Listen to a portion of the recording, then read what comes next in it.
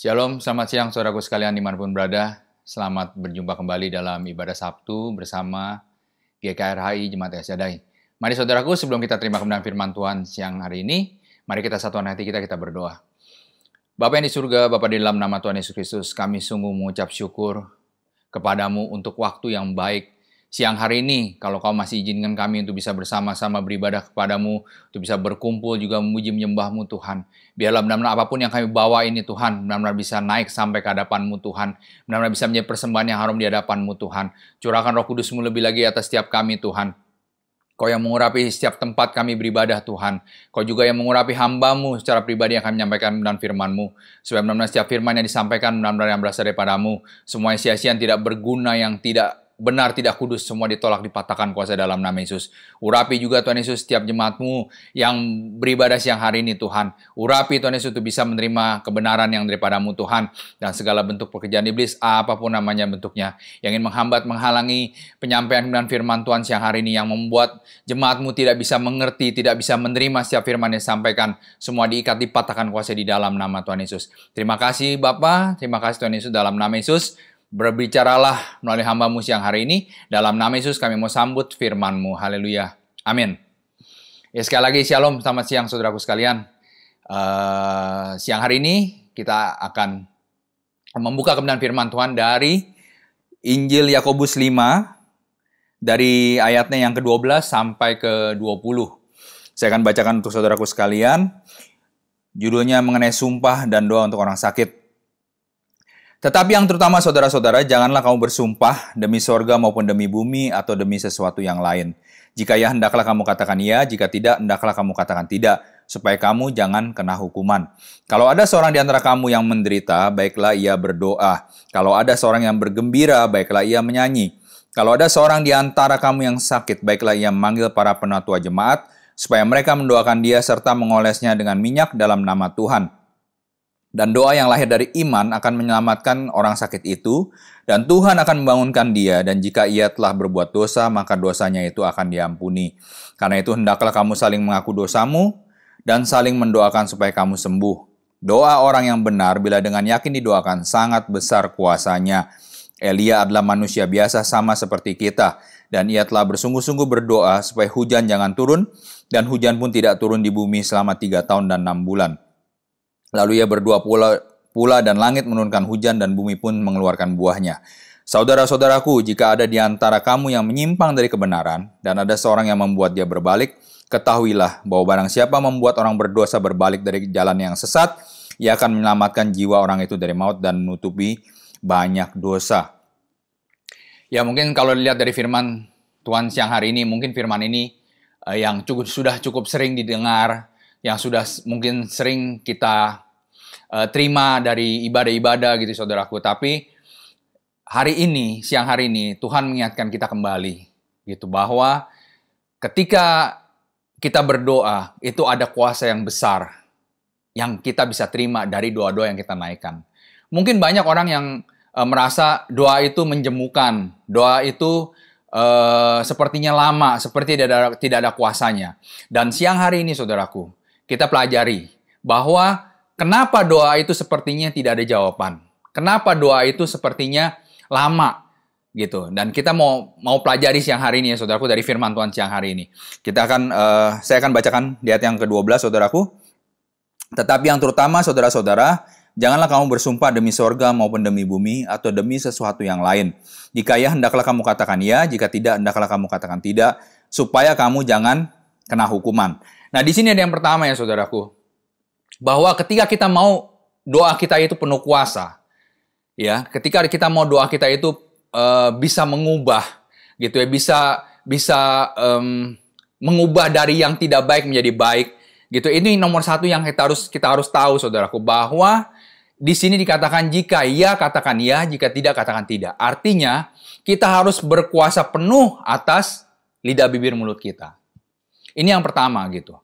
Karena dengan kita berkata-kata dengan jujur, dengan kita berkata-kata yang baik, dengan kita berkata-kata yang benar, itu yang membuat doa kita berkuasa. Karena dengan doa, dengan mengucapkan kata-kata, dengan mengucapkan kalimat-kalimat itu kita berdoa. Artinya dengan mulut kita lah kita berdoa. Bagaimana mungkin kalau mulut kita itu jahat? Bagaimana mungkin kalau mulut kita itu tidak baik? Bagaimana mungkin kalau mulut kita itu tidak benar? Doa kita bisa dijawab. Jadi ini poin pertama yang paling penting. Gitu. Kalau dari firman ini, perikopnya mengenai sumpah dan doa untuk orang sakit. Artinya mengenai sumpah dan doa untuk sesuatu yang ajaib, untuk suatu mujizat. Di sini nomor satu, harus kita menjaga mulut kita. Gitu. Jadi ketika kita menjaga mulut kita untuk berbicara yang benar, berbicara yang baik, itu yang membuat doa kita bisa penuh kuasa. Kalau kita lihat sedikit ya saudaraku, di Yakobus pasal yang ketiga saudaraku, ini dikatakan judul perikopnya dosa karena lidah. Mungkin saudaraku bisa baca gitu ya di Yakobus pasal yang ketiga ini itu. Saudaraku bisa baca. Lalu saudaraku bisa renungkan bahwa dikatakan di sini bahwa lidah yang sekecil, lidah yang boleh dibilang sebuah panca indera yang kecil, tapi dia bisa mengendalikan sesuatu yang besar. Diibaratkan bahwa lidah itu seperti kemudi dalam sebuah kapal. Gitu. Lidah itu bisa mengendalikan sesuatu yang besar. Gitu. Bahkan kalau lidah kita jahat, lidah itu bisa seperti api. Gitu. Api yang kecil posisinya bisa membakar banyak barang, bisa membakar hutan sekalipun. Itu karena api yang kecil. Jadi kalau kita baca saudaraku di Yakobus 3 ini menunjukkan bahwa lidah itu meskipun kecil, panca indera yang kecil, tetapi bisa mempunyai kuasa yang besar, bahkan sangat besar. Gitu dikatakan bahwa di sini bahwa dari mulut yang satu keluar berkat dan kutuk. Jadi kalau mulut kita terbiasa mengeluarkan kutuk, itu tidak bisa mengeluarkan berkat. Dan sebaliknya, kalau terbiasa mulut kita mengeluarkan berkat, nggak mungkin itu juga bisa mengeluarkan kutuk. Jadi kita harus mengerti gitu bahwa nomor satu di sini bahwa untuk doa kita itu bisa berkuasa, saudaraku, di sini kita harus menjaga mulut kita sebaik-baiknya. Karena itu saya, saudaraku, sebagai seorang yang percaya, saya berusaha untuk berkata-kata yang baik, berkata-kata yang benar. Mungkin sepertinya sulit ya, gitu, karena nggak mudah kita untuk bisa berkata yang benar. Itu sesuatu yang nggak mudah, terutama di tengah-tengah keadaan dunia saat ini. Ketika kita berbicara yang jujur, ketika kita berbicara yang benar, itu banyak orang yang mungkin nggak suka. Karena orang lebih seneng orang itu berbicara yang baik di mulutnya, padahal hatinya belum tentu baik. Jadi berbicara yang baik di mulutnya gitu. Tapi sebenar-benarnya itu belum tentu perkataan yang benar, perkataan yang baik. Makanya kalau firman Tuhan dikatakan di sini, jika ya katakan iya, jika tidak katakan tidak. Gitu. Ini kita harus pelajari benar-benar gitu. Supaya kita nggak terjebak, supaya kita nggak akhirnya menyalahkan bahwa mana saya sudah ikut Tuhan, saya sudah percaya Tuhan, saya sudah berdoa, tapi hasilnya mana? Hasilnya tidak berubah-berubah. Jadi kita harus mengerti ini gitu. Makanya kita harus tahu gitu, karena kadang-kadang banyak orang mungkin sekarang sepertinya yang kalau sekarang itu yang dibilang prank-prank itu. Mungkin sepertinya prank itu membuat lucu ya gitu. Artinya membuat kejutan yang bisa membuat orang itu kadang bisa kaget, bisa sukacita, bisa senang gitu ya, bisa luar biasa gitu. Tetapi ketika kita melakukan hal yang seperti itu, sadar nggak sebenarnya bahwa kita sudah berbohong? Mungkin boleh aja sih untuk memberikan kejutan gitu ya, untuk memberikan surprise itu boleh aja gitu. Tetapi kita harus coba, kita renungkan, kita pikirkan, gimana caranya supaya jangan sampai ada dosa di situ, supaya jangan sampai ada kebohongan di situ. Gitu. Itu yang kita harus pelajari gitu, supaya ketika kita melakukan segala sesuatu, hidup kita tetap dalam kebenaran. Karena kita sebagai orang percaya, kita itu berdoa. Kalau mulut kita nggak benar, kalau mulut kita itu berdosa, gimana doa kita bisa dijawab? Gitu. Jadi kita harus mengerti ini. Gitu ya. Jadi kita harus tahu bahwa nomor satu, untuk doa kita bisa dijawab, doa kita bisa berkuasa, jaga mulut kita. Kalau kita mungkin terbiasa untuk maki-maki orang, kita terbiasa untuk mengatakan yang jelek kepada orang, kita biasa mencemooh orang, kita biasa menghina orang, bagaimana mulut kita juga bisa kudus? Bagaimana mulut kita itu juga bisa baik? Itu juga salah satunya gitu. Jadi kita harus mengerti gitu, bahwa setiap yang keluar dari lidah, bibir, mulut kita itu yang ada dari dalam hati. Makanya ketika hati kita itu bersih, artinya hati kita plong, hati kita itu nggak nyimpan gitu, hati kita nggak nyimpan kemarahan, kita nggak nyimpan kebencian, maka yang keluar pun dari mulut kita, dari lidah bibir kita itu sesuatu yang baik. Gitu. Karena firman Tuhan mengatakan bahwa yang keluar itu meluap dari dalam hati. Jadi kita harus mengerti, kita harus tahu gitu. Bahwa itu ketika kita berbicara, ketika kita berdoa, itu banyak yang terlibat. Hati kita terlibat, pikiran kita terlibat, perasaan kita terlibat. Contohnya ya saudara, ketika kita mungkin perasaan kita nggak enak. Gitu ya, kita mungkin perasaan kita itu lagi kesel, mungkin kita lagi jengkel, kita lagi marah. Itu biasanya cenderung ketika kita berbicara, itu cenderung juga biasanya ketus, galak, judes, itu otomatis. Coba kalau hati kita lagi sukacita. Kadang-kadang kita dikatain orang aja, kita belum tentu marah. Betul nggak? Kita dihina orang aja, kita belum tentu marah bisa. Karena hati kita lagi baik. Gitu, hati kita lagi seneng, hati kita lagi sukacita. Makanya bisa keluarnya juga baik. Coba kalau misalnya kita lagi marah. Orang mungkin ngomong sedikit aja, yang biasa kita nggak marah. Kita bisa marah. Gitu, kita bisa tersinggung, kita bisa emosi. Kita bisa memaki-maki, kita mengeluarkan kata-kata yang kasar. Kita mengeluarkan kata-kata yang jahat. Ini kita harus pelajari. Dan saudaraku juga harus tahu gitu. Bahwa mungkin kalau kita melukai seseorang, yang melukai secara fisik gitu ya. Luka itu ketika luka itu kering, luka itu sembuh, maka lukanya itu hilang. Tetapi saudaraku, kalau kita berkata-kata yang jahat terhadap seseorang, kita memaki-maki, kita menghina, itu lukanya belum tentu bisa hilang secepat luka jasmani, saudaraku. Kita harus tahu gitu. Jadi betapa tajamnya, betapa jahatnya mulut kita kalau kita mengeluarkan juga yang jahat. Kita berkata-kata yang jahat. Gitu. Tetapi kalau kita juga berkata-kata dengan baik, saudaraku, itu bisa membuat seseorang itu mengingat juga lama. Artinya, pembicaraan kita, perkataan kita itu bisa melukai orang lama, bisa juga bisa juga menyenangkan orang juga dalam waktu yang lama. Gitu. Jadi kita harus mengerti di sini. Ketika kita berbicara yang jahat, orang yang terluka itu bahkan nggak heran saudaraku. Berapa banyak itu ketika berdoa, ketika dilayani pelepasan, itu mereka kepahitan, bahkan kepahitannya itu yang sudah berjalan mungkin puluhan tahun yang lalu.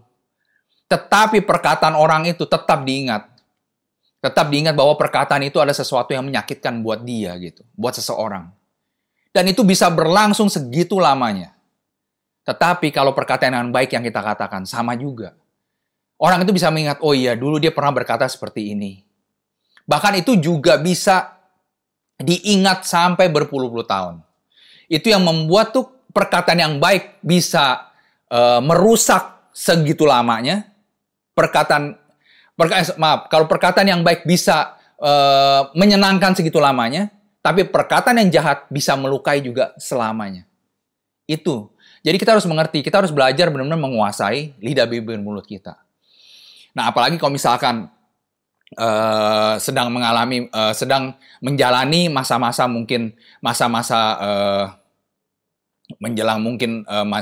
menjelang untuk menghadapi pernikahan gitu ya. Kita harus mengerti saudaraku, kita harus tahu gitu bahwa jangan segampang itu mungkin percaya perkataan orang. Karena ketika kita mungkin mau menikah, ya kita mungkin mau menjalani sebuah hubungan yang serius, itu mungkin secara perkataan mungkin baik, secara perkataan dia sopan gitu ya. Waktu belum menikah perkataan luar biasa baik, perkataannya luar biasa sopan gitu. Ya, perbuatannya baik gitu. Tapi ketika masuk pernikahan itu bisa berubah. Seketika itu juga berubah. Jadi kita harus mengerti, saudaraku, bahwa ada hal-hal yang kita harus perhatikan. Gitu ya, terutama lidah, bibir, mulut kita ini. Supaya kalau kita berdoa, itu doa kita bisa dijawab. Kita harus tahu itu gitu. Jadi jangan kita terbuai dengan perkataan-perkataan mungkin yang manis, perkataan-perkataan yang baik. Gitu, perkataan-perkataan yang sepertinya menyenangkan gitu ya. Padahal itu belum tentu gitu. Jadi kita harus mengerti, kita harus tahu gitu bahwa perkataan itulah yang kita harus jaga gitu. Dan jangan kita juga terlalu gampang percaya Gitu ya. Artinya kita harus teliti, kita harus uji, gitu ya. Kita harus belajar gitu ya untuk bisa mengenali supaya benar-benar ketika kita berdoa, ketika kita menyampaikan segala sesuatu lewat doa, itu bisa ada kuasa, bisa memberikan perubahan-perubahan, bisa memberikan jawaban dari segala yang kita doakan. Amin ya. Ini yang pertama ya saudaraku. Lalu di ayat yang selanjutnya, di ayat yang ke-13, kalau ada seorang di antara kamu yang menderita, baiklah ia berdoa. Kalau ada seorang yang bergembira, baiklah ia menyanyi. Dan di sini saudaraku, Yakobus menyampaikan bahwa ketika kita berada dalam kebenaran, saudaraku, ketika kita hidup di dalam Tuhan, ketika kita hidup sebagai orang yang percaya, kita harus memiliki empati terhadap orang lain. Kita harus melihat keadaan orang lain. Gitu. Kalau mungkin di ayat sebelumnya juga, di kitab Yakobus juga, saudaraku, di pasal yang kedua, itu kalau dikatakan bahwa iman tanpa perbuatan mati. Itu yang kita harus sadari juga. Gitu. Kita nggak bisa cuma menyampaikan firman, kita nggak bisa juga cuma menyampaikan kebenaran, tetapi tanpa perbuatan yang nyata, itu semuanya sia-sia, saudaraku. Karena manusia itu lebih melihat tindakan kita. Jadi ketika kita hanya menyampaikan saja, ketika kita hanya mengatakannya saja, tapi tanpa perbuatan, itu semuanya nggak berarti di mata manusia.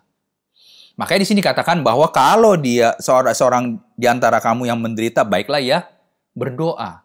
Kalau ada di antara kalian yang sedang bergembira, baiklah dia menyanyi. Jadi ketika kita mengalami penderitaan, kita harus berdoa. Karena dengan doa itulah hidup kita itu bisa diubahkan. Dengan doa itulah masalah kita bisa diselesaikan. Dengan doa itulah pergumulan kita bisa mendapatkan jawaban. Gitu. Makanya kita harus berdoa gitu. Kadang-kadang orang tuh suka malas berdoa. Karena pikir ya berdoa lama. Berdoa itu jawabannya mana? Lama. Karena kadang-kadang kita berdoa itu seperti kita hanya berbicara kepada sesuatu yang seperti nggak kelihatan. Gitu ya. Tapi kalau kita berdoa sungguh-sungguh dan kita percaya kepada siapa kita berdoa, maka Tuhanlah yang akan memberikan jawaban itu. Jadi jangan kita meremehkan kuasa doa, saudaraku. Gitu ya. Dulu ketika saya belum bertobat, itu saya berdoa untuk pemulihan hidup saya. Gitu ya. Saya berdoa, sepertinya dulu saya berdoa, pokoknya tiap malam saya berdoa aja. Gitu. Saya berdoa, gitu, saya hanya berbicara sepertinya itu kayak nggak ada apa-apa gitu. Tetapi tanpa disadari, saudaraku, hidup saya lama-lama mulai berubah. Hidup saya sedikit demi sedikit mulai diubahkan Tuhan terus. Gitu. Jadi kalau sampai saat ini, saudaraku masih mengalami penderitaan, saudaraku masih menghadapi pergumulan, saudaraku masih mengalami masalah-masalah yang dihadapi saat ini, tetaplah berdoa. Tetap berdoa. Percaya gitu bahwa ketika kita berdoa, apalagi dengan kita menjaga kekudusan dalam mulut kita, kita percaya dengan iman bahwa doa kita akan dijawab, itu Tuhan pasti menjawab, saudaraku. Tuhan itu tidak pernah mengecewakan, saudaraku. Tuhan itu pasti memberikan jawabannya untuk kita. Gitu ya. Lalu di ayat yang selanjutnya dikatakan bahwa kalau ada seorang yang bergembira, baiklah ia menyanyi. Jadi ketika kita mengalami sesuatu yang membuat kita sukacita, membuat kita bergembira, baiklah kita menyanyi. Dan di sini kata menyanyi bahwa menyanyi bukan untuk dunia, saudaraku, tapi kita menyanyi di sini memuji, menyembah Tuhan. Artinya kita bersyukur dengan apa yang sudah kita terima. Kita bersyukur dengan berkat-berkat yang sudah kita terima. Bahwa kita menyanyi, kita bersyukur untuk Tuhan. Gitu ya. Kita bersyukur untuk semua berkat-berkat yang Tuhan sudah sediakan buat kita, saudaraku. Tapi kadang-kadang orang dunia ini terbalik. Mungkin kita orang percaya pun kadang-kadang suka terbalik. Artinya terbaliknya gini, saudaraku. Ketika kita mengadakan ucapan syukur, kita mengadakan sesuatu yang menggembirakan, itu kadang-kadang, saudaraku, mungkin nyanyi ibadahnya sebentar, lebih banyak makan-makannya. Betul gak sih? Lebih banyak makan-makannya. Jadi, doa dan pujian penyembahannya mungkin sebentar, lebih banyak makan-makannya. Padahal di firman ini dikatakan bahwa ketika bergembira, menyanyilah untuk Tuhan. Memuji, menyembah Tuhan. Tanda kita bersyukur. Tanda kita berterima kasih untuk semua berkat-berkat yang Tuhan sudah beri. Jadi kita harus mengerti gitu bahwa segala sesuatu yang kita terima, saudaraku, itu semua berasal dari Tuhan. Gitu. Dan ketika kita mengalami segala masalah, tetaplah berdoa. Tetap berdoa. Kalau firman Tuhan mengatakan bahwa hakim yang jahat dengan seorang ibu-ibu yang terus-menerus dia meminta pertolongan untuk masalahnya, saudaraku. Sampai akhirnya hakimnya itu mengatakan bahwa ya udah, karena ibu ini mengganggu dia, gitu, mengganggu hakim ini, akhirnya diluluskan keinginannya, diluluskan kemauannya. Sama juga, saudaraku. Karena kadang-kadang ketika kita berdoa kepada Tuhan, sepertinya itu yang kita naikkan dalam doa kita itu, sepertinya itu nggak ada apa-apanya gitu. Mungkin kalau seseorang yang cukup audible dengan suara Tuhan, itu bisa gitu. Ketika dia berdoa, dia mendengar suara Tuhan, oh Tuhan langsung memberikan jawaban-jawaban. Tetapi kadang-kadang pun, jawaban yang diberikan itu sepertinya tidak menjawab doa-doa yang kita naikkan sebenarnya. Kadang-kadang misalkan kita mau berdoa untuk masalah kita yang A.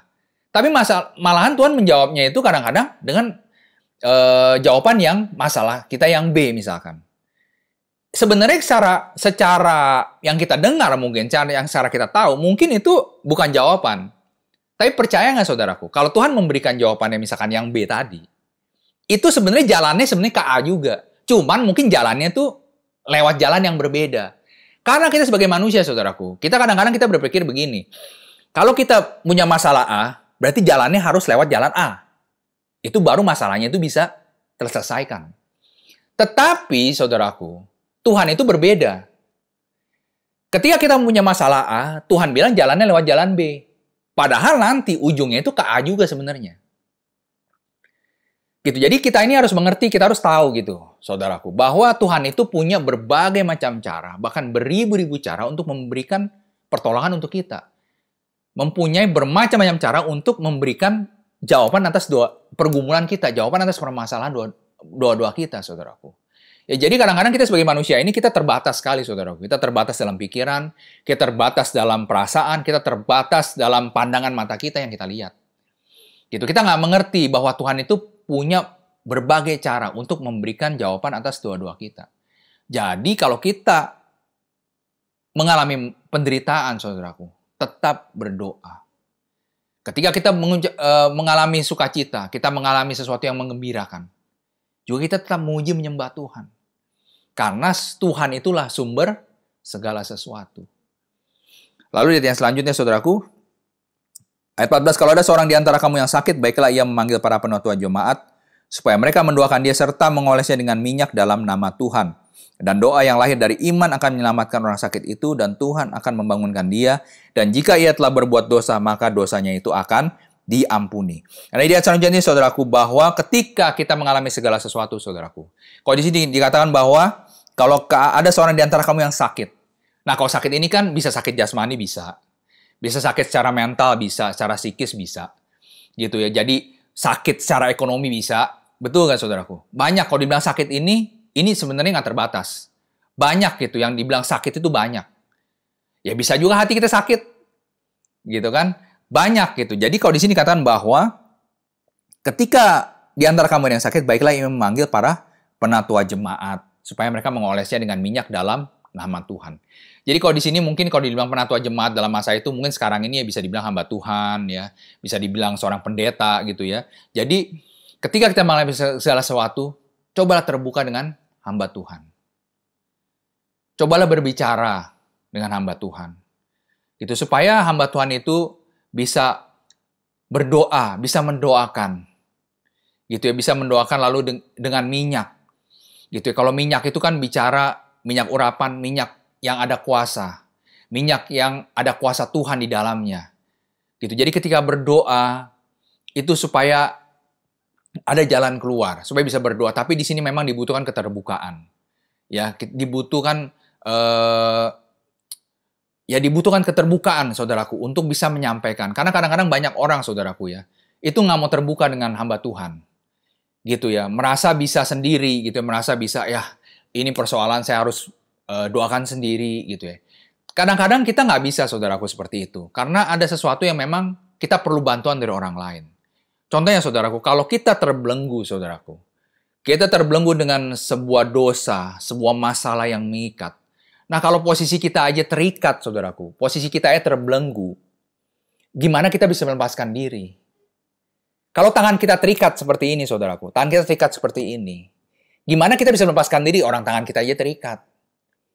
Makanya kita perlu bantuan orang lain untuk membuka ikatan itu. Karena itu di sini diperlukan seorang hamba Tuhan, diperlukan seorang pendeta, diperlukan, saudaraku, mungkin teman-teman sepelayanan, rekan-rekan sepelayanan itu bisa membantu membuka ikatan yang kita alami. Gitu ya. Jadi banyak, saudaraku, kalau dibilang di sini sakit, saudaraku, itu kadang-kadang sakit itu memang nggak murni memang sakit karena fisiknya. Atau sakit memang karena tubuhnya lemah. Itu belum tentu, saudaraku. Karena dari pengalaman melayani, saudaraku, itu banyak, saudaraku. Gitu, yang sakit itu bukan karena benar-benar fisiknya yang sakit. Tetapi bisa karena ada kuasa-kuasa yang lain yang di luar kebenaran. Itu yang mengganggu, menyerang. Karena kalau kita hidup di dunia ini, saudaraku, kita nggak pernah tahu, saudaraku, nenek moyang kita seperti apa, kakek nenek kita seperti apa yang mereka kerjakan, kita nggak pernah tahu. Meskipun posisi kita mungkin saat ini kita adalah orang yang percaya Tuhan, orang yang orang Kristen, orang yang sebagai orang yang percaya Tuhan, sebagai pengikut Kristus. Tetapi kita nggak pernah tahu, saudaraku, apa yang dikerjakan oleh nenek moyang kita dahulu. Dan kalau firman Tuhan mengatakan bahwa ada kutuk 3, 4, 7, bahkan sampai 10 keturunan. Memang benar, ketika kita percaya Tuhan Yesus, kita dibebaskan. Karena segala kutuk sudah diangkat, disahkan Tuhan Yesus di atas kayu salib, itu benar. Betul sekali. Gitu. Tetapi, kalau kita masih mengalami penderitaan-penderitaan, kadang-kadang kita itu yang sudah percaya, tetapi kita masih terkena oleh efek-efek dari perbuatan orang-orang yang di atas kita dulu. Kita masih terkena imbas-imbas yang mereka kerjakan dulu. Nah, makanya ketika kita benar-benar berdoa, ketika kita benar-benar percaya kepada Tuhan Yesus, itu memang harus dikerjakan. Artinya, tetap harus dikerjakan hari demi hari pertobatan kita, hubungan kita dengan Tuhan. Itu semua perlu dikerjakan gitu. Sampai benar-benar hidup kita itu bisa berubah karena hubungan kita dengan Tuhan. Karena setiap kutuk itu memang benar-benar diselesaikan oleh Tuhan Yesus. Gitu, makanya kalau kita mengalami segala penderitaan, saudaraku, itu jangan buru-buru langsung, mungkin ketika sakit langsung pergi ke dokter. Lalu dokter bilang misalkan harus dilakukan ini tindakan-tindakan ini. Jangan terlebih dulu mengambil tindakan-tindakan di luar kebenaran. Artinya ini bukan arti dokter bukan nggak benar gitu, bukan. Tapi maksudnya kita harus berdoa dulu gitu. Berdoa dulu, karena sering ini ditemukan bahwa bukan karena murni fisik yang sakit gitu, tetapi memang ada yang memang mengganggu gitu. Gitu, ada yang memang mengganggu. Jadi kita harus tahu gitu, ketika kita berdoa dengan hamba Tuhan gitu, banyak ketika begitu didoakan, seketika itu juga sakitnya hilang. Jadi ada yang memang seperti itu gitu ya. Lalu lihat yang ke-15, dan doa yang lahir dari iman akan menyelamatkan orang sakit itu dan Tuhan akan membangunkan dia. Dan jika ia telah berbuat dosa, maka dosanya itu akan diampuni. Nah, kalau di sini saudaraku, ini dikatakan bahwa doa yang lahir dari iman gitu akan menyelamatkan orang itu, akan membangkitkan orang itu, saudaraku. Nah, di sini dikatakan bahwa di sini tidak dikatakan bahwa hal itu kapan terjadinya, bagaimana terjadinya, kita nggak pernah tahu. Gitu, di sini cuma dikatakan bahwa doa yang lahir dari iman akan menyelamatkan, akan membangkitkan orang itu dan akan membangunkan dia, dan jika ia telah berbuat dosa, maka dosanya itu akan diampuni. Jadi, cara kerjanya seperti apa, firman Tuhan di sini nggak dikatakan gitu. Kapan kejadiannya, bagaimana cara, kita nggak pernah tahu. Pokoknya kalau kita berdoa, gitu ya, kita berdoa dengan iman, itu dengan percaya kita, hal ini bisa kita terima, kesembuhan bisa kita terima, kalau ada dosa-dosa bisa diampuni, gitu ya. Tapi kita nggak pernah tahu kan, di sini nggak dikatakan gitu. Jadi memang ketika kita berdoa, kita yakin dan percaya bahwa Tuhan itu pasti menyembuhkan, Tuhan itu pasti memulihkan, Tuhan itu pasti mengampuni, gitu ya. Jadi ketika kita berdoa itu kita harus yakin itu dulu gitu. Nah, masalah terjadinya kapan, ini yang kita nggak tahu. Makanya kadang-kadang, sepertinya kalau orang berdoa, lalu doanya itu nggak langsung dijawab, nggak langsung ada perubahan. Sepertinya itu hamba Tuhannya atau pendetanya itu yang sepertinya nggak ada kuasanya. Gitu, sepertinya nggak ada kuasanya karena berdoa kok nggak ada perubahan gitu. Padahal di firman Tuhan ini dikatakan jelas gitu. Nggak ada yang dibilang bahwa terjadinya langsung atau tidak langsung atau kapan, nggak ada, nggak pernah tahu. Tetapi kalau memang begitu kita berdoa, seperti yang tadi saya sampaikan bahwa di ayat yang ke-14 tadi gitu, bahwa ketika berdoa, lalu ketika berdoa atas orang sakit itu langsung sembuh, ya puji Tuhan gitu. Artinya Tuhan langsung bekerja. Gitu ya. Tuhan langsung bekerja. Tetapi kan ada juga ketika berdoa kok belum sembuh. Gitu kan. Nah mungkin ini memang yang harus dijalani, ada proses-proses yang lain gitu, yang memang harus dikerjakan. Gitu ya. Ketika berdoa nggak langsung sembuh. Tapi bukan berarti hamba Tuhannya atau pendeta itu nggak ada kuasanya. Tapi mungkin memang belum waktunya bisa. Karena kan kalau kita berdoa, kita berharap memang mujizat terjadi, betul. Tetapi kan waktunya juga kan sesuai kehendak Tuhan. Waktunya kapan itu kan sesuai kehendak Tuhan. Jadi kita harus mengerti bahwa ketika kita berdoa itu kita harus percaya dulu gitu, bahwa doa yang lahir dari iman itu bisa memulihkan, bisa membangkitkan, gitu, bahkan bisa mengampuni. Itu yang kita harus percaya dulu gitu. Masalah terjadinya kapan itu jangan kita permasalahin dulu gitu. Gitu. Jadi kadang-kadang dengan hal yang seperti ini gitu, kadang-kadang orang itu jadi mengkultuskan atau mendewa-dewakan seorang hamba Tuhan. Sepertinya kalau hamba Tuhan yang ini, wah hamba Tuhan yang ini bagus ketika berdoa langsung. Dan sekarang ini kan kita sedang ada di dalam zaman sosial media. Kita lihat kalau di sosial media itu kan banyak gitu ya hamba-hamba Tuhan yang mungkin di YouTube itu banyak yang memvideokan ketika berdoa orang banyak mengalami mujizat. Bener. Tapi kan kita nggak pernah tahu juga gitu bahwa yang habis didoakan itu nggak ada sesuatu perubahan kan kita nggak lihat, kita nggak tahu gitu.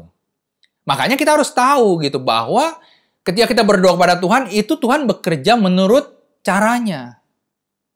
Menurut caranya Tuhan. Waktunya sesuai dengan kehendak Tuhan juga.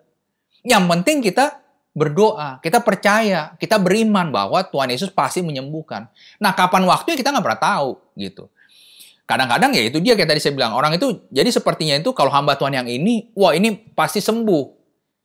Gitu. Jadi kalau hamba Tuhan yang ini kurang gitu karena nggak langsung berubah. Misalkan makanya ya orangnya berbondong-bondong, semua pergi ke hamba Tuhan yang banyak mengalami mujizat gitu. Padahal kita nggak pernah tahu, saudaraku. Kapan Tuhan bekerja kita nggak pernah tahu. Tapi kita yakin dan percaya, kita beriman bahwa Tuhan itu pasti menyembuhkan. Nah caranya bagaimanapun kita nggak perlu tahu sebenarnya. Yang penting kita berdoa, kita percaya. Gitu. Pokoknya kita terima kesembuhan. Cara gimana, kita nggak perlu tahu. Kadang-kadang kita manusia, saudaraku. Kita mau tahu nih caranya. Kita mau tahu caranya gimana nih kalau Tuhan menyembuhkan. Bener, saudaraku. Kadang-kadang kita, contohnya gini ya, saudaraku. Ketika kita mungkin mengalami sakit, gitu, mengalami sakit, misalkan, contohnya ya, saudaraku, ini almarhum ibu mertua saya dulu gitu. Tangannya itu kan ada tulang tumbuh. Gitu ya, tangannya tulang tumbuh. Dan itu cuman tiap pagi kalau kebenaran ini dulu waktu masih beragama yang di seberang ya saudaraku, itu tiap pagi setelah sembahyang subuh itu cuman diolesin tangannya itu ada tulang tumbuh, diolesin pakai minyak urapan, diolesin. Tiba-tiba tulang tumbuhnya itu taunya hilang aja. Kapan hilangnya nggak tahu juga, totonya hilang, gitu. Nah jadi ini yang saya maksud saya saudaraku. Jadi kadang-kadang kalau kita berdoa itu kita sebagai manusia kadang-kadang kita mau tahu gimana caranya Tuhan menyembuhkan. Padahal udah kita percaya aja kalau disuruh olesin pakai minyak ya udah olesinnya pakai minyak, gitu. Kita nggak perlu tahu cara gimana. Pokoknya kita tinggal terima bersih aja lah, gitu. Saya terima bersih. Pokoknya saya percaya Tuhan ini pasti sembuh, gitu. Jadi kita olesin aja. Itu baru salah satu contoh saudaraku. Jadi banyak saudaraku yang seperti itu. Jadi kita harus mengerti gitu bahwa ketika mengalami segala sesuatu gitu ya. Coba kita berdoa dulu gitu. Jangan langsung mengambil tindakan-tindakan yang secara dunia mungkin. Gitu ya. Itu kita harus pelajari dulu. Kita berdoa dulu. Kita berbicara dengan hamba Tuhan, kita berbicara dengan para pendeta gitu ya, yang kita kenal, yang kita tahu. Cobalah bicara. Terbuka dulu, jujur gitu. Kita ngomong, ini masalah saya gini, gini, gini gitu. Itu yang membuat istilahnya kita mendahulukan Tuhan lebih dulu dalam hidup kita. Ya. Di ayat yang 16, saudaraku, karena itu hendaklah kamu saling mengaku dosamu dan saling mendoakan supaya kamu sembuh. Doa orang yang benar bila dengan yakin didoakan sangat besar kuasanya. Nah, kalau di sini ayat 16, saudaraku, di sini katakan bahwa karena itu hendaklah kamu saling mengaku dosamu. Ya, kalau di sini katakan supaya kamu sembuh juga. Nah, ayat yang tadi kan juga dibilang untuk kesembuhan juga. Di sini juga dikatakan gitu. Tapi di sini katakan bahwa hendaklah kamu saling mengaku dosamu dan saling mendoakan. Gitu. Memang banyak ya, saudaraku. Artinya memang kalau kita sakit, mungkin kita menderita, kita mengalami segala sesuatu masalah, gitu ya. Memang sebagian besar, saudaraku, boleh dibilang sebagian besar, itu memang akibat dosa. Jadi akibat dosa, baik secara kita pribadi, maupun orang-orang tua di atas kita. Jadi itu yang tadi saya bilang, jadi kita bisa terkena imbasnya, terkena efeknya aja. Bisa. Gitu. Jadi memang sebagian besar karena dosa. Gitu, karena itu di sini dikatakan bahwa hendaklah kamu saling mengaku dosamu dan saling mendoakan supaya kamu sembuh. Gitu ya. Jadi di sini dikatakan juga doa orang yang benar bila dengan yakin doakan sangat besar kuasanya. Jadi ini perlunya juga kita berada di sebuah komunitas gitu ya, di sebuah lingkungan yang benar-benar bisa saling mendukung. Gitu ya. Kadang-kadang karena kita sebagai orang percaya, saudaraku, mungkin kita mengalami segala suatu hal gitu ya, mungkin pergumulan, masalah gitu ya, persoalan yang kita hadapi. Bahkan kita juga mengalami mungkin pergumulan dosa yang kita hadapi. Kan itu nggak bisa dengan sembarang orang kita bisa cerita, nggak sembarang orang kita bisa ngomong. Gitu, karena banyak ya ketika kita berbicara dengan orang yang tidak tepat, orang yang salah, itu malah bisa mengakibatkan yang kurang baik bagi kita sendiri juga. Gitu, makanya ketika kita bercerita, ketika kita berbicara, saudaraku, itu perlu memang orang-orang yang tepat.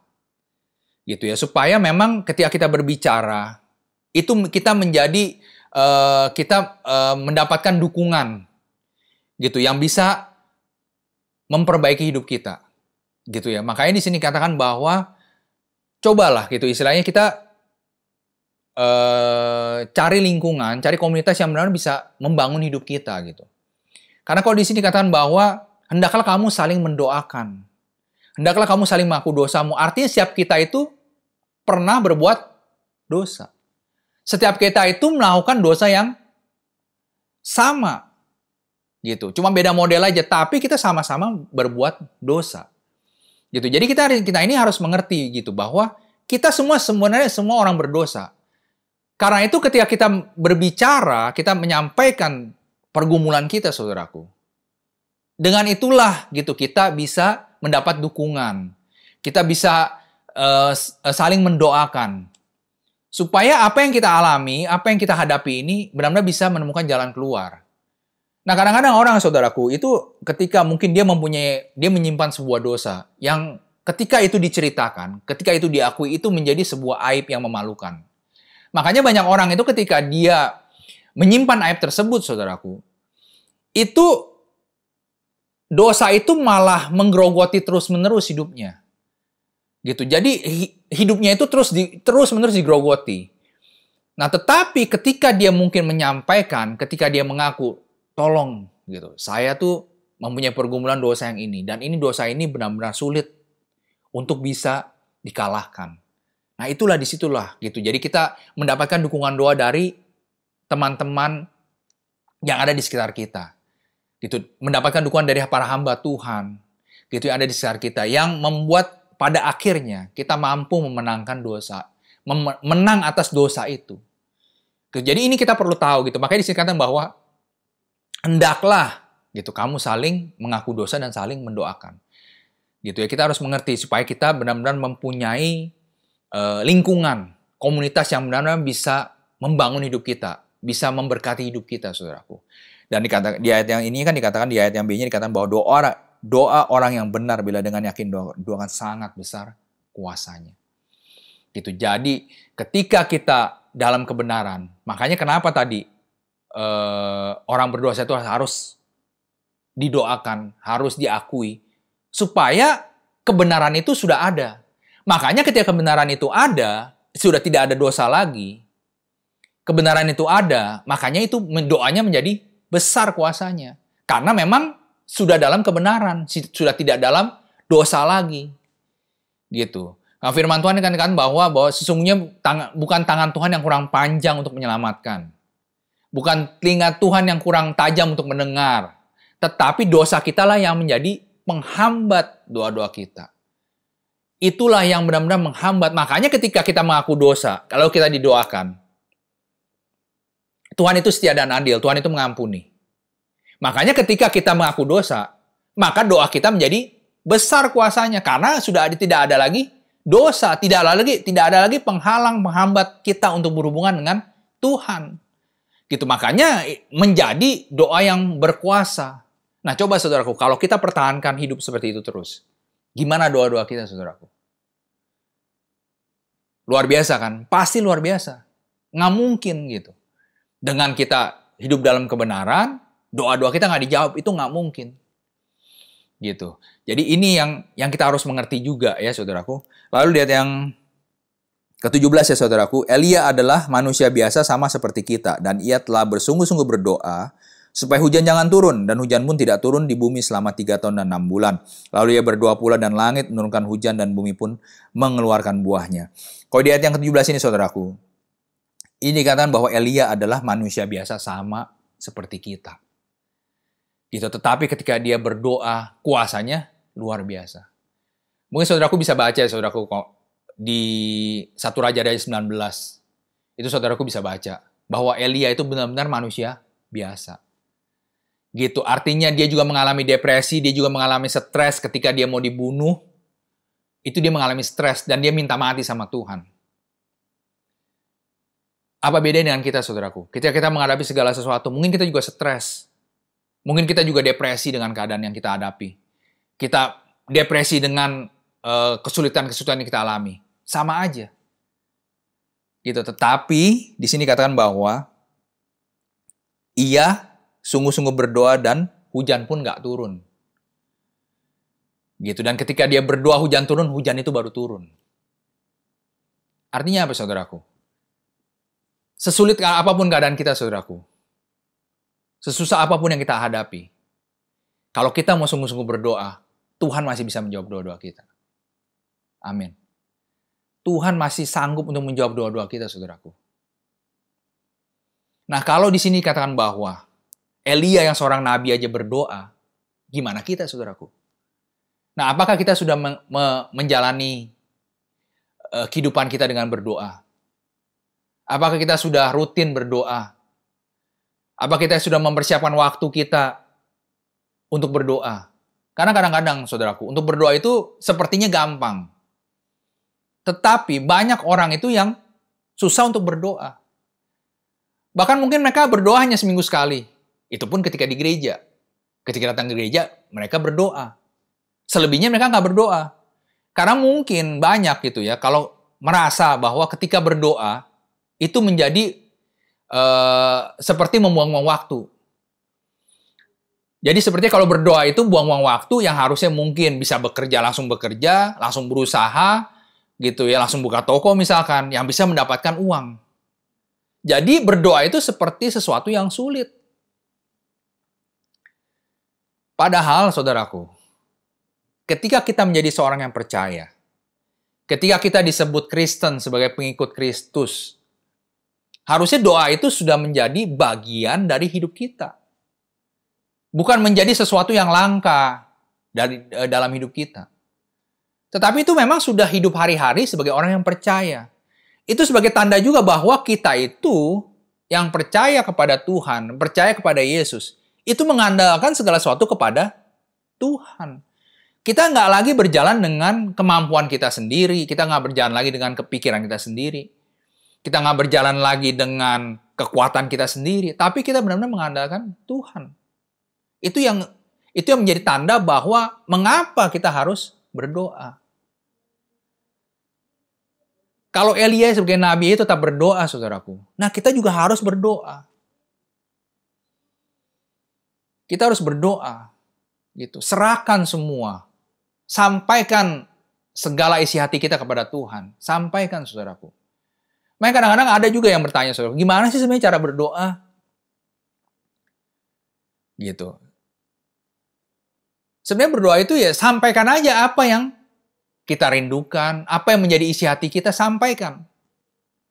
Makanya kok firman Tuhan katakan, saudaraku, bahwa ketika kita berdoa, kadang-kadang kita sudah tidak bisa lagi berdoa karena mungkin terlalu sulit, terlalu susah keadaan yang kita alami. Tetapi ada rohnya Tuhan, roh kudus yang diberikan kepada kita. Itulah yang membantu kita berdoa. Jadi kalau kita berdoa itu, tetap itu ada sesuatu berkat buat hidup kita, saudaraku. Mau kita dengar nggak dengar, mau langsung dijawab nggak dijawab, itu tetap berkat buat kita, saudaraku. Tetap itu berkat buat kita. Jadi jangan sepelekan berdoa. Gitu ya. Mungkin kalau memang ya kalau ada waktu khusus itu lebih bagus. Artinya kita menyiapkan diri kita untuk benar-benar berhubungan dengan Tuhan. Contohnya, saudaraku, kalau kita mau bertemu dengan Pak Presiden misalkan, kan pasti ada waktu-waktunya dong. Ada waktu-waktu khusus yang kita siapkan untuk bisa bertemu dengan Pak Presiden. Nggak mungkin dong, kita misalkan kita mau ketemu dengan Pak Presiden, ya terserah saya aja, saya mau datang jam 3 deh. Gitu. Saya mau datang jam 9 deh. Misalkan. Kan nggak bisa gitu, karena Presiden pasti ketika kita mau bertemu dengan orang yang lebih, yang kita anggap lebih, gitu, yang kita anggap spesial, pasti kita menyiapkan waktu kita. Gitu. Waktu kita pasti kita siapkan secara khusus itu bisa bertemu.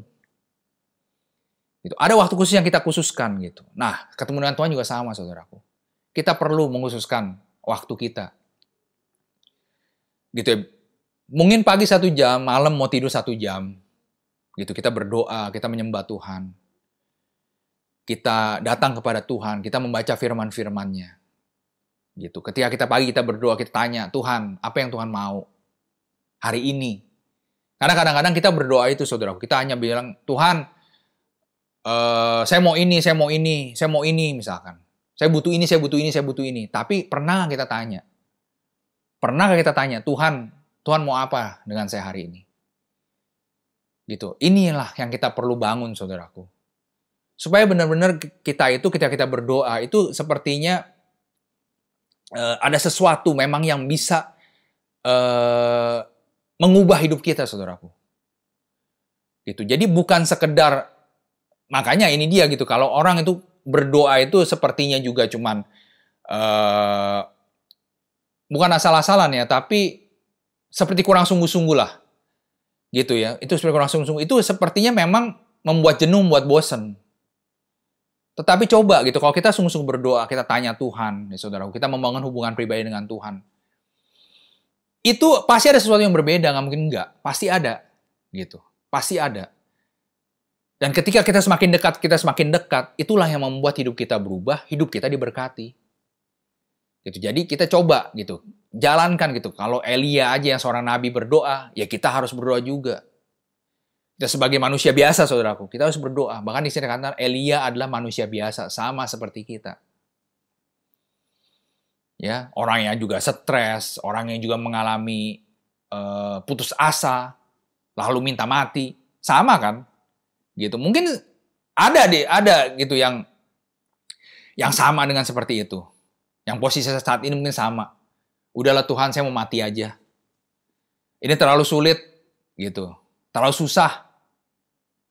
Gitu. Tetapi Tuhan yang sama, Tuhan yang kita sembah, itu masih sanggup, saudaraku, untuk menjawab setiap doa-doa kita. Amin. Lalu di ayat yang 19, saudaraku, saudara-saudaraku, jika ada di antara kamu yang menyimpang dari kebenaran, dan ada seorang yang membuat dia berbalik, ketahuilah bahwa barang siapa membuat orang berdosa berbalik dari jalan yang sesat, ia akan menyelamatkan jiwa orang itu dari maut dan menutupi banyak dosa.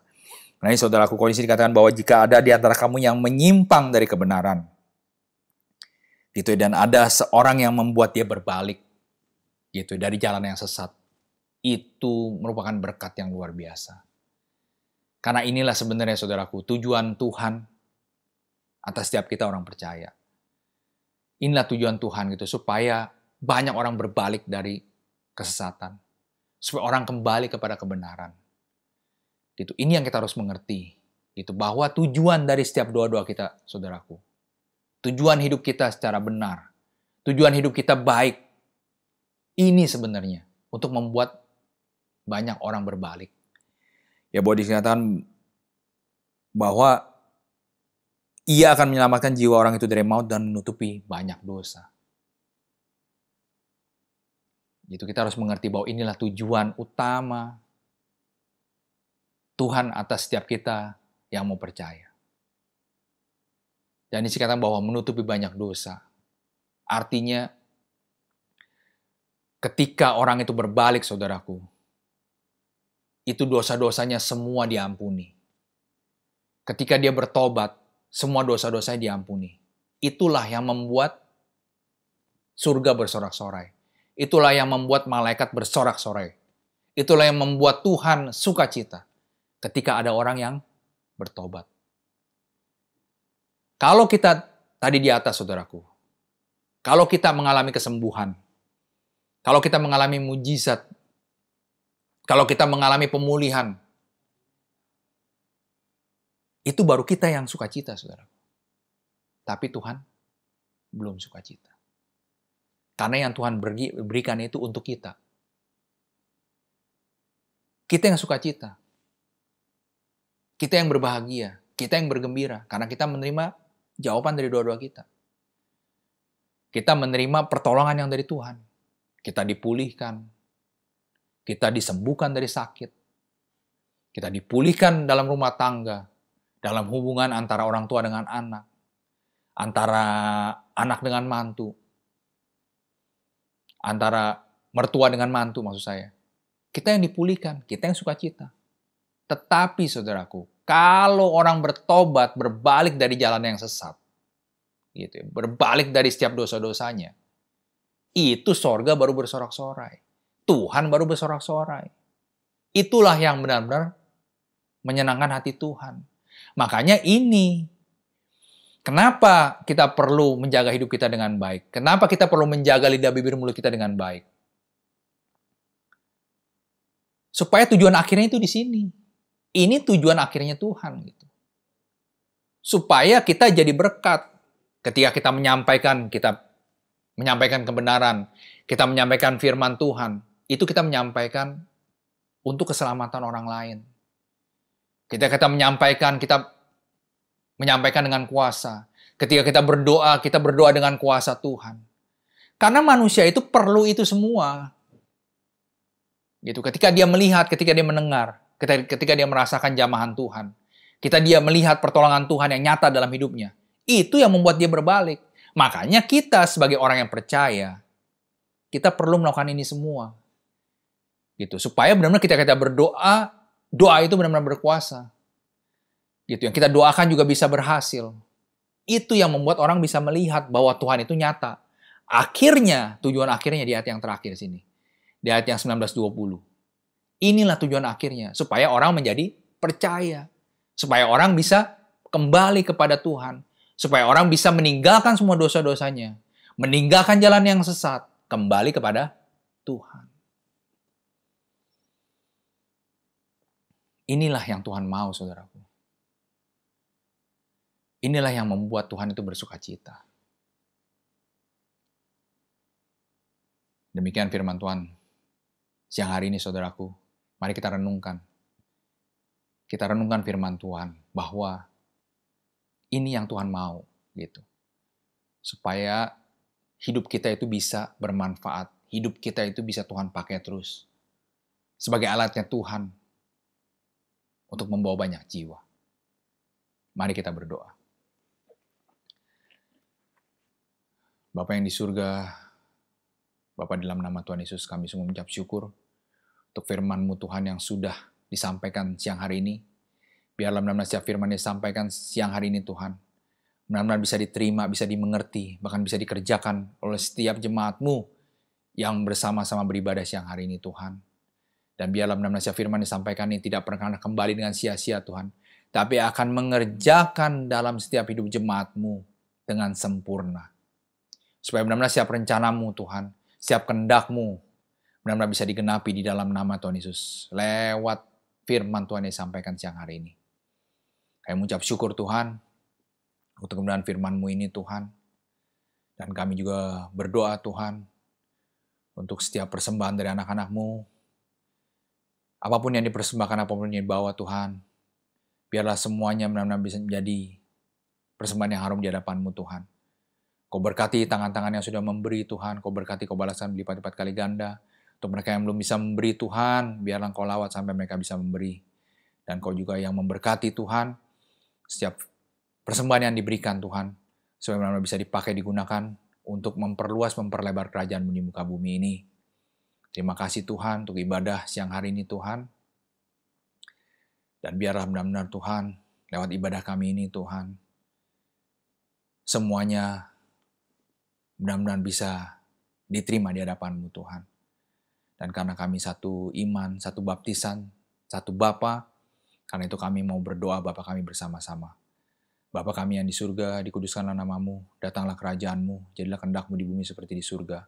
Berikanlah kami pada hari ini makanan kami secukupnya, dan ampunilah kami akan kesalahan kami, seperti kami juga mengampuni orang bersalah pada kami, dan janganlah membawa kami dalam cobaan, tapi lepaskanlah kami daripada yang jahat, karena Engkau punya kerajaan dan kuasa dan kemuliaan sampai selama-lamanya. Amin. Mari saudaraku, tangan kita terima doa berkat.